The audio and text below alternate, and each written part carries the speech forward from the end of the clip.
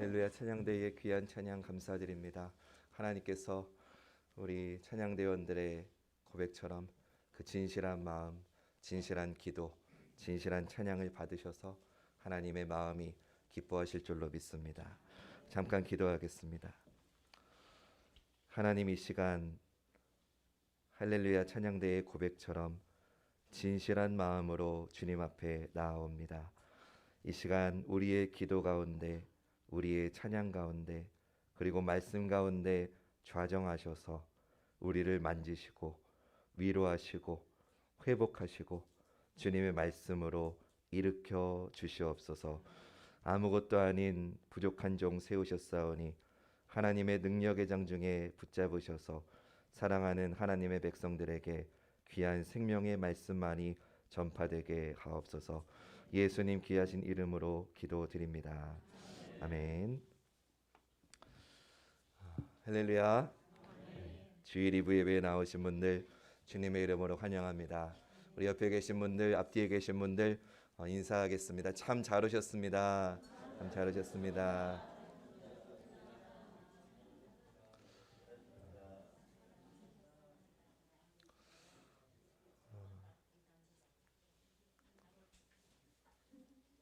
여러분들은 기적을 믿으십니까? 사람이 질문을 하면 대답을 하시는 겁니다. 기적을 믿으십니까? 네. 저도 기적을 믿는데요. 여러 크고 작은 기적들이 있지만 분명한 기적은 지금 우리가 이 자리에 있다는 게 기적인 줄 믿습니다. 옆에 분하고 다시 한번 인사하시죠. 당신과 함께 있음이 기적입니다.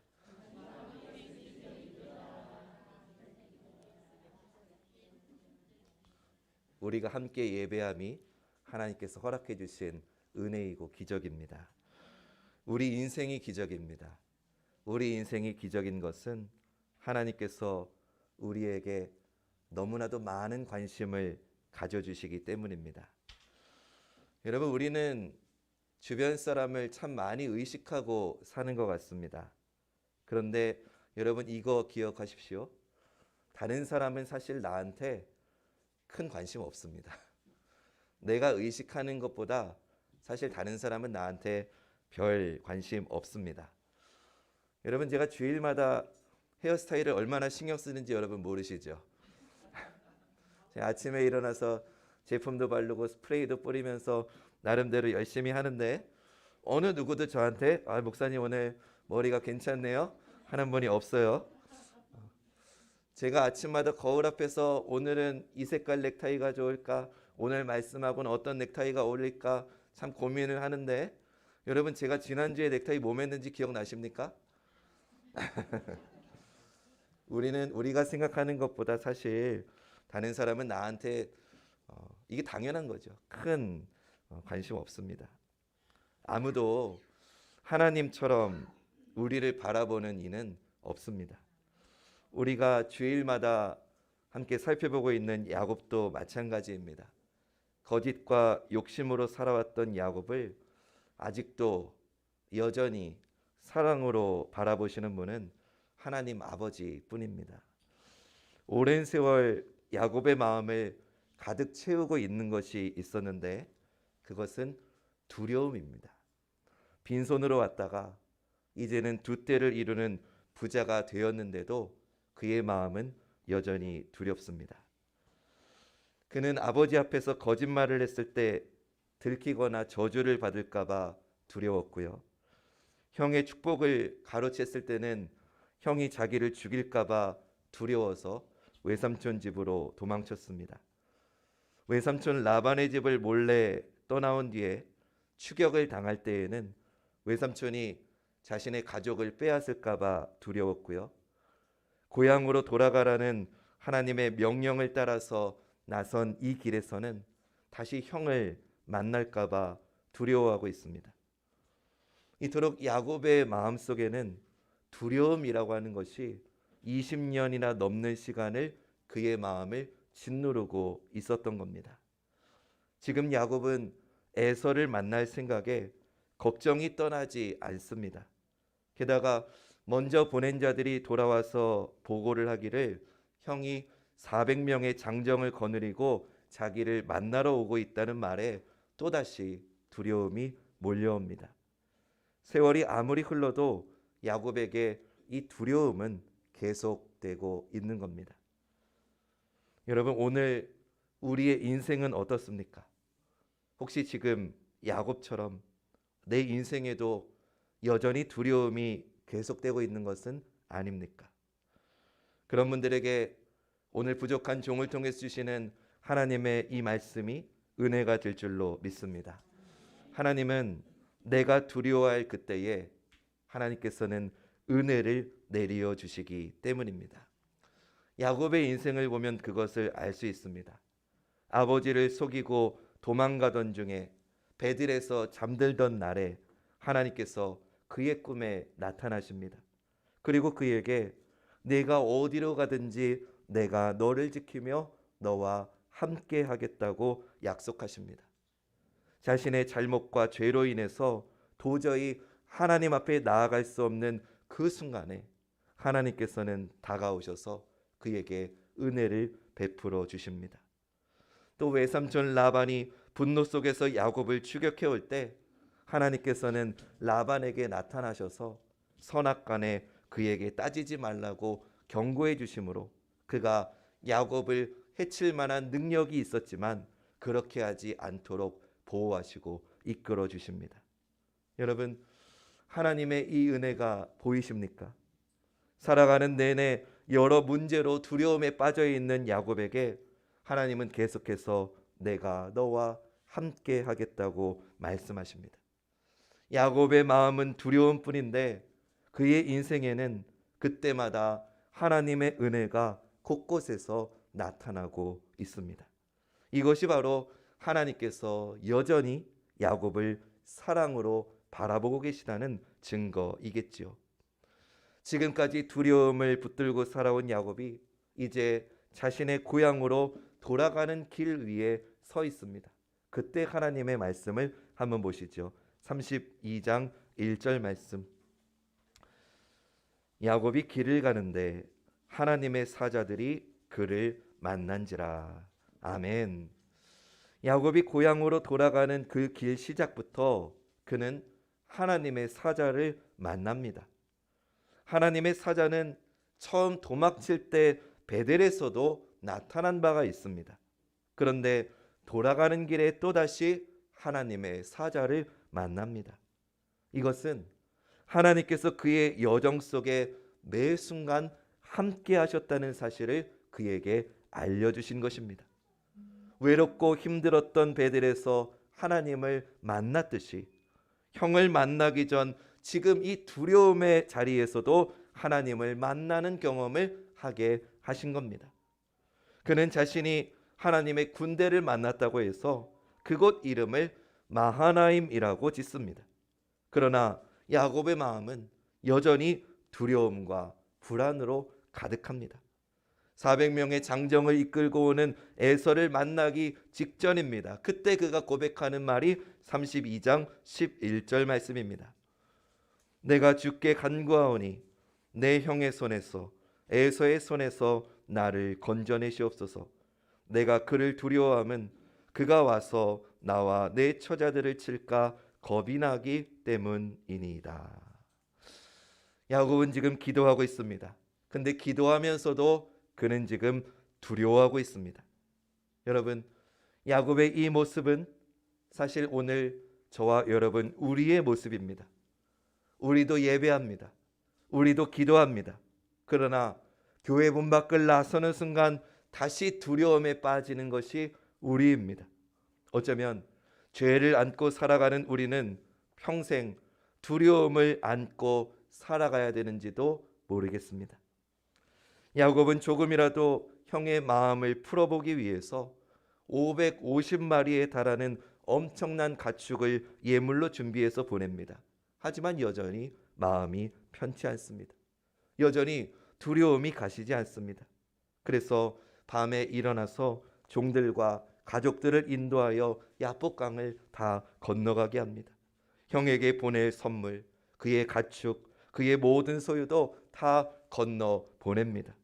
그런 다음에 그는 아주 중요한 인생의 결정을 하게 됩니다. 32장 24절 전반절 말씀. 야곱은 홀로 남았더니. 아멘. 야곱은요 홀로 남았습니다. 야곱은요 멈추어 섰습니다. 여러분, 이것은 대단히 중요한 사건입니다. 야곱 그는 홀로 멈추어 섰습니다. 왜냐? 이 두려움의 문제를 해결하고 싶었기 때문입니다. 인생은 이렇게 사는 것이 아니라는 사실을 그는 깨달았기 때문입니다.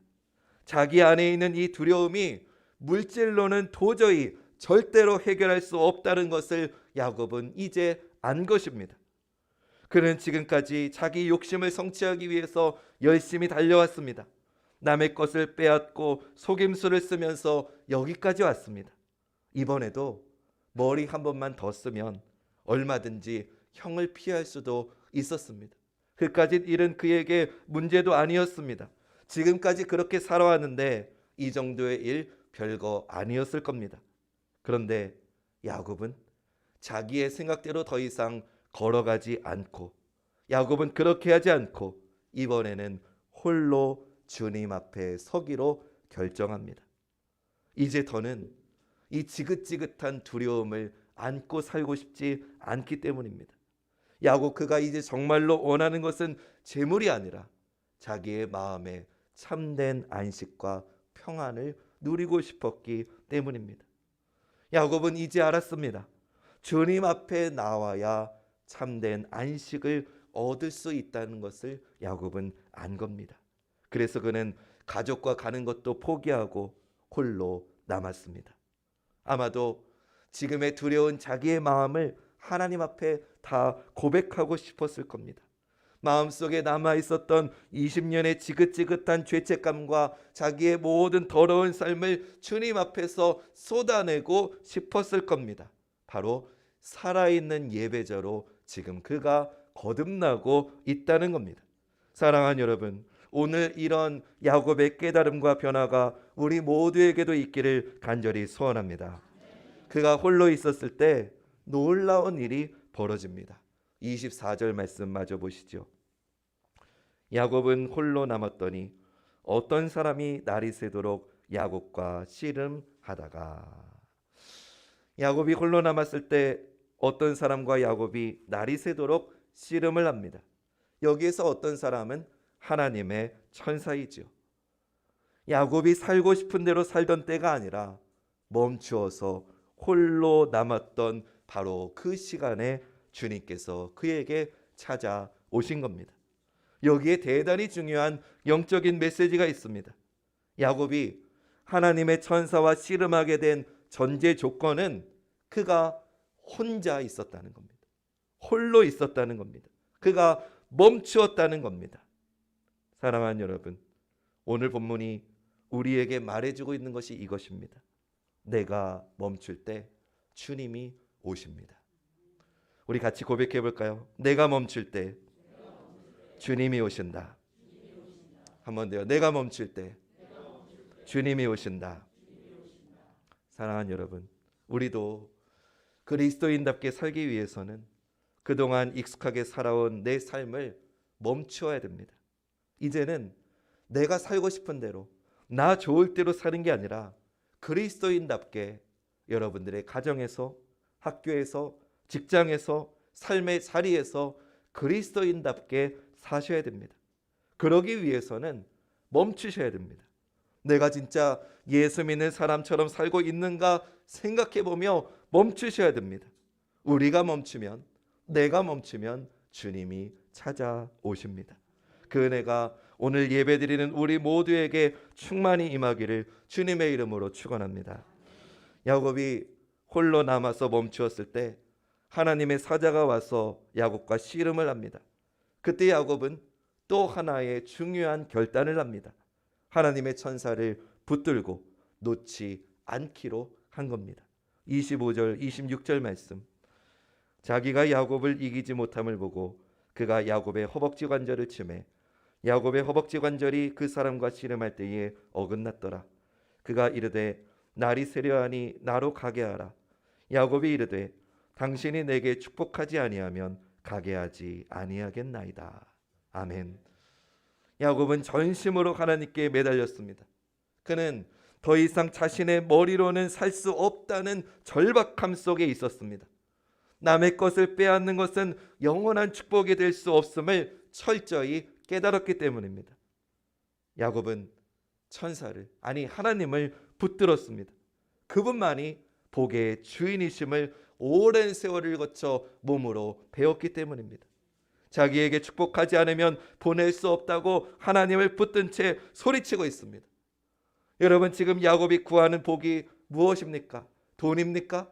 아닙니다. 더 부자가 되고 싶은 게 아닙니다. 지금 그가 하나님께 매달리고 구하는 것은 이것입니다. 하나님, 저를 좀 진실한 사람이 되게 해주십시오. 하나님, 저를 좀 이 두려움을 떨쳐낼 수 있는 진실한 사람으로 저를 만들어 주십시오.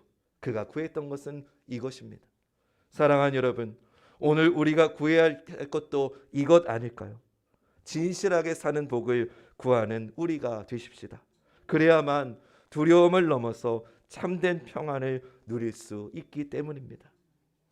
근데 여기에서 우리가 쉽게 이해되지 않는 장면이 나옵니다. 25절 말씀에 보니까 자기가 야곱을 이기지 못함을 보고 라고 표현합니다.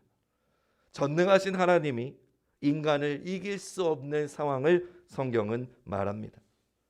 전능하신 하나님이 인간을 이기지 못했다는 것은 사실 말이 되지 않습니다. 여기에는 하나님의 의도가 있습니다. 이 장면을 통해서 알 수 있는 하나님의 마음은 두 가지입니다. 먼저 첫째로 하나님께서 야곱을 고치시기로 결심하셨다는 겁니다. 지금 야곱은 씨름하는 하나님의 천사를 온 힘을 다해 붙들고 있습니다. 하나님이 나를 도와주시지 않으면, 내 문제를 해결해 주시지 않으면, 나를 새롭게 만들어 주시지 않으면 절대 놓지 않겠다는 전심으로 매달렸다는 말입니다. 하나님께서는 야곱의 이 마음을, 이 각오를 아셨습니다. 그래서 얼마든지 야곱을 이길 수 있었지만 그의 그 간절한 마음을 보시고 그의 간절함에 응답하시고자 그를 고치시겠다고 하나님이 결심하셨고, 그것을 성경은 하나님이 졌다고 표현한 것입니다. 두 번째로 여기서 알 수 있는 하나님의 마음은요, 하나님은 진심으로 하나님을 찾는 자에게 언제나 져주시는 분이라는 겁니다. 사실 이 씨름에서 진 쪽이 누구입니까? 사실은 야곱입니다. 하나님이 야곱의 허벅지 관절을 치니 그의 뼈가 어긋나게 되었습니다. 이날 이후로 야곱은 평생을 다리를 절어야 됐습니다. 한마디로 이 게임은 야곱의 완패입니다. 하지만 더 이상 싸울 수 없는 그런 상황에서도 야곱은 하나님을 놓지 않았습니다. 다리를 절면서도, 고통을 느끼면서도 야곱은 하나님을 붙들고 놓지 않았습니다. 이 점을 성경은 하나님이 졌다고 표현한 겁니다. 하나님은 이렇게 진심으로 찾는 자에게 져주시는 분이라는 것을 여러분 기억하시기 바랍니다. 마찬가지로 우리가 정말 하나님을 간절히 찾고 하나님을 간절히 부르고 하나님께 간절히 매달리면 주님은 기꺼이 우리에게 져주십니다. 야곱의 허벅지에 관절을 치었다는 것은 그동안 너의 힘으로 살아왔던, 육적인 능력으로 살아왔던 그것을 하나님께서 완전히 꺾으셨다는 의미입니다. 이제는 야곱 그의 입에서, 그의 영혼에서 주님을 외치지 않고 살 수 없게끔 하나님이 그를 만들어 놓으신 겁니다. 그러니 이 압구강에서 그가 했던 씨름의 고백을 한마디로 말하면 주님이 없으면 저는 아무것도 아닙니다. 이 고백을 하게끔 하나님이 야곱을 만들어 놓으신 겁니다. 주님이 없으면 저는 안 됩니다. 여러분, 기도는 이런 겁니다. 기도는 유창한 미사옥으로 하는 게 아니고 주님이 없으면 저는 아무것도 아닙니다. 주님이 없으면 저는 안 됩니다라고 매달리는 게 기도입니다. 여러분, 이런 기도가 언제 터집니까? 여러분들의 모든 게 잘 되고 만사 형통할 때, 모든 일이 잘 될 때 이런 기도 생각나지도 않습니다. 하나님 없이도 내 힘으로 살 수 있을 것 같습니다. 그러나 내 인생이 답답할 때, 고난이 닥쳐올 때, 내 마음이 찢어져서 눈물이 흐르고 있을 때, 그때 비로소 우리에게 기도가 터집니다. 하나님 계시지 않으면 저는 안 됩니다. 하나님께서는 우리의 이런 기도가 살아나기를 바라시는 줄로 믿습니다. 주님의 이름을 부르며 간절히 부르짖기를 하나님은 원하십니다. 하나님은 기도로 매달리는 당신의 자녀들을 위해서 얼마든지 져주시고 또 져주시는 분입니다. 사랑하는 여러분, 하나님은 우리의 인생을 만져주셔서 우리를 새롭게 하십니다. 이것이 진실한 기도에 베푸시는 하나님의 은총입니다. 야곱이 하나님을 붙들었을 때 하나님은 그를 만져주셨습니다. 그의 깨어진 인생 전체를 안아주셨습니다. 성경이 이것을 통해서 보여주는 하나님의 은혜가 여러분 느껴지십니까? 오늘 이 예배의 자리가 여러분들 인생의 야복각 되셔서 하나님, 저는 절대로 하나님을 놓지 않겠습니다, 간절한 마음으로 주님께 부르짖으며 매달리는 저와 여러분 되었으면 좋겠습니다. 하나님이 만지시면 어떤 사람이든 그 사람의 인생에 반드시 변화가 일어납니다. 하나님이 고치시지 못할 인생은 하나도 없습니다. 오늘 우리에게도 안아주시는 이 은혜, 우리를 만져주시는 이 은혜가 충만히 부어지시기를 주님의 이름으로 축원합니다. 이제 하나님은 야곱에게 져주시고 그를 복을 주시기로 결정하십니다. 그런데 곧장 복을 주시지 않고 그 전에 하나님께서 아주 중요하고 아주 결정적인 질문을 그에게 하십니다. 27절 말씀. 그 사람이 그에게 이르되 내 이름이 무엇이냐? 그가 이르되 야곱이니이다. 아멘. 하나님께서 야곱에게 복을 주시기 전에 물어보십니다. 내 이름이 무엇이냐? 내 이름이 무엇이냐? 여러분, 이 질문은 사실 야곱이 20년 동안 피해온 질문입니다. 아마 야곱은 내 이름이 무엇이냐 묻는 하나님의 질문에 깜짝 놀랐을 겁니다. 왜냐하면 어디서 많이 들어본 질문이기 때문입니다. 야곱이 20년 전 자기가 에서처럼 분장을 한 뒤에 어머니가 만들어준 음식을 들고 형의 축복을 가로채기 위해 아버지 이삭 앞에 나아갔을 때 아버지 이삭이 그에게 물었습니다. 네가 누구냐? 야곱은 내 이름이 무엇이냐 묻는 하나님의 질문을 통해 그때 아버지 이삭이 내게 물었던 내가 누구냐 했던 그 질문이 단순히 아버지의 질문이 아니라 하나님의 질문이었다는 것을 이제서야 알게 된 겁니다. 만약 그때 하나님이 말씀하신 것을 알았다고 한다면 야곱은 20년 전에 멈췄을 겁니다. 하지만 그것을 모르고 지금까지 온 겁니다. 만약 그때 그것을 알았더라면 얼마나 좋았겠습니까? 사랑하는 여러분, 하나님께서 여러분들 앞에 물으실 때가 있을 겁니다. 사랑하는 아무개, 사랑하는 아들아, 사랑하는 딸아, 네가 누구냐? 그러면 그때 여러분 더 이상 거짓으로 여러분을 꾸며서 답하지 마십시오. 그럴수록 여러분들의 인생에 그 더 배회해야 되는 긴 시간이 허비될 뿐입니다. 사랑하는 우리 관악중앙교회 청장년 우리 여러분, 또 우리 청년 여러분, 우리 학생 여러분, 하나님께서 여러분들에게 물으시는 순간이 있습니다. 내가 누구냐? 그럼 그때 그 어떤 포장이 아닌 내 있는 모습 그대로를 주님 앞에 아뢰십시오. 그래야 여러분들의 인생이 더 긴 시간 동안 하나님께 복되게 쓰임받게 될 줄로 믿습니다. 야곱은 이제 자신을 더 이상 에서라고 하지 않습니다. 야곱이라고 대답합니다.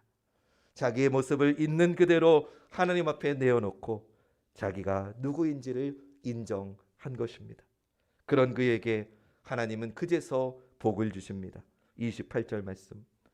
그가 이르되 내 이름을 다시는 야곱이라 부를 것이 아니요 이스라엘이라 부를 것이니 이는 내가 하나님과 및 사람들과 겨루어 이겼음이니라. 아멘. 하나님께서 야곱에게 이스라엘이라는 새 이름을 주셨습니다. 더 이상 남의 것을 빼앗는 자 야곱이 아니라 너는 나의 백성이다라는 뜻의 이스라엘이라고 불러주십니다. 이름은 그 사람이 누구인지를 말해줍니다. 즉 이날은 야곱에게 있어서 약복강이 이 사건은 그가 주님 안에서 새롭게 태어난 날이 된 것입니다. 사랑하는 여러분, 하나님의 은혜와 축복은 내가 어떤 사람인지를 진실하게 고백하는 자에게 부어집니다.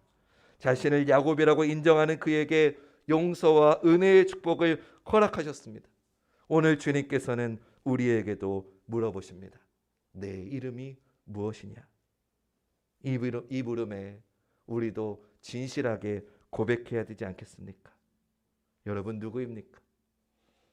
하나님께서 내 이름이 무엇이냐 물으실 때 여러분 우리가 뭐라고 대답해야 되겠습니까? 주님, 저는 제멋대로 살아온 야곱입니다.